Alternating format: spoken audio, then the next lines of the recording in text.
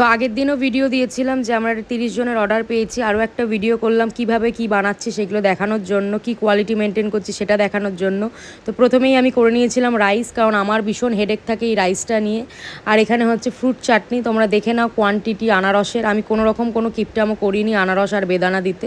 তারপর রাইসটা মানে ফ্রাইড রাইসটা করে নিয়েছিলাম। আর থ্যাংক ইউ, অসংখ্য ধন্যবাদ আমাদেরকে এই এত শুরুতেই এত সাপোর্ট দেওয়ার জন্য, আমাদের ভিডিও দেখে আমাদেরকে পরপর অর্ডার দেওয়ার জন্য অনেক অনেক থ্যাঙ্কস। এটা বিশ্বাস ছাড়া হয় না, ভালোবাসা ছাড়া হয় না, সেটা আমিও স্বীকার করি। আর নেগেটিভ কমেন্ট থাকবে, সেটা তো চলার পথে থাকেই, মানে ওটাকে আমি পজিটিভভাবেই নিই, কোনো দিন নেগেটিভ ভাবিনি। আর এখানে হচ্ছে পনির, তোমরা তেলটা দেখে নাও, আমরা কোনো রকম পাম অয়েল কোনো রকম পোড়া তেল ইউজ করি না, আগেও বলেছি আবারও বলছি, এই কোনো প্রশ্নই ওঠে না সেটা, সেই নিয়ে কোনো রকম সন্দেহ রেখো না। যেটুকুনি হাইজিন মেনটেন করা সেটুকু আমরা করি। আর এখানে লাস্ট হলো পনির। তো একটা প্রশ্ন আমার, এই ফ্রাইড রাইসের সাথে পনিরের যে কম্বিনেশানটা, এটা কি সত্যি ভালো লাগে?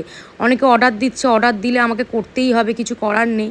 আমার সাজেশন, ফ্রাইড রাইসের সাথে আলুর দমটাও ট্রাই করো। হ্যাঁ, পনিরও নাও, পনির নিতে আমি বারণ করছি না, হাফ পোর্শন পনির নাও, হাফ পোর্শন আলুর দম নাও, দেখবে খুব ভালো লাগবে খেতে। ফ্রাইড রাইসটা শুধু পনিরের সাথে ভালো লাগে না, একটু আলু হলে ভালো হয়, মানে আফটারঅল আমরা বাঙালি। তো এরপরে হচ্ছে ফ্রুট চাটনির কথা বলি, আমি ভোরে ভোরে আনারস আর বেদানা দিয়েছি, দাম হোক যাই, আমাকে লোক যখন টাকা দিয়েছে আমাকে দিতেই হবে, কিছু করার নেই।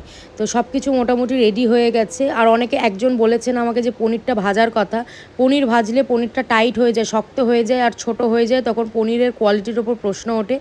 আবারও বলছি ধন্যবাদ, আরও যদি অর্ডার করতে চাও কন্ট্যাক্ট করো, আর এত ভালোবাসা